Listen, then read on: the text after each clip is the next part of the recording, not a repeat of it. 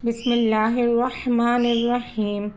कुल हुवल्लाहु अहद अल्लाहुस्समद लम यलिद वलम यूलद वलम यकुल लहू कुफुवन अहद।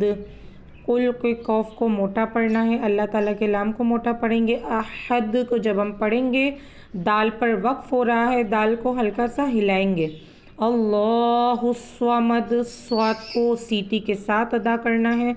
लम यलिद, इस दाल को भी हम हिलाएंगे। वलम यूलद, ये दाल भी हिलेगा। यू में वाव मद्दा का कायदा है, अलिफ के बराबर इसको खींच कर पढ़ेंगे। वलम यकुल लहू, हू को एक अलिफ के बराबर खींचेंगे, खड़ी हरकत है।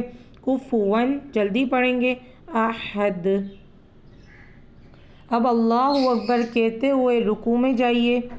रुकू में थोड़ा झुकिए, यानी इतना कि घुटनों पर हाथ रख दे, ज़ोर ना दीजिए, घुटनों को ना पकड़िए और उंगलियां मिली हुई हों और पाँव झुके हुए हों। मर्दों की तरह खूब सीधे मत कीजिए, यानी अब हमें हल्का सा झुकना है।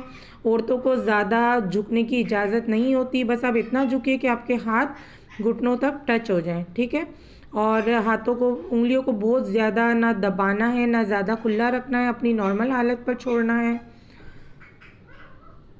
अब रुकू में जाकर कम से कम 3 बार रुकू की तस्बीह यानी सुबहान रब्बियल अज़ीम कहना है, ठीक है। मिलकर पढ़ लीजिए। सुबहान रब्बियल अज़ीम।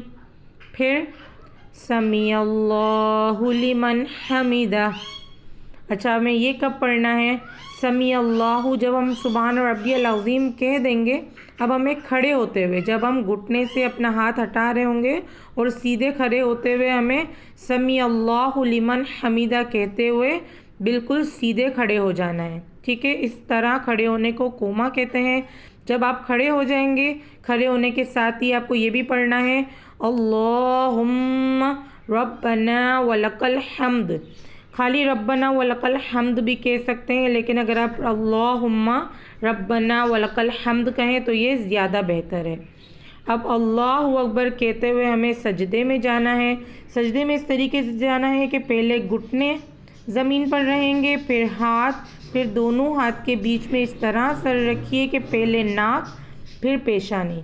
ख़ास ख्याल रखना है कि नाक की सिर्फ नोक नहीं बल्कि हड्डी लगे, पेशानी ज़मीन पर जम जाए, नज़र नाक पर रहे। सजदा सिमट कर कीजिए, यानी बाजू करवटों से, पेट रान से, रान पिंडलियों से और पिंडलियाँ ज़मीन से मिला दीजिए। दोनों पाँव सीधी तरफ निकाल दीजिए।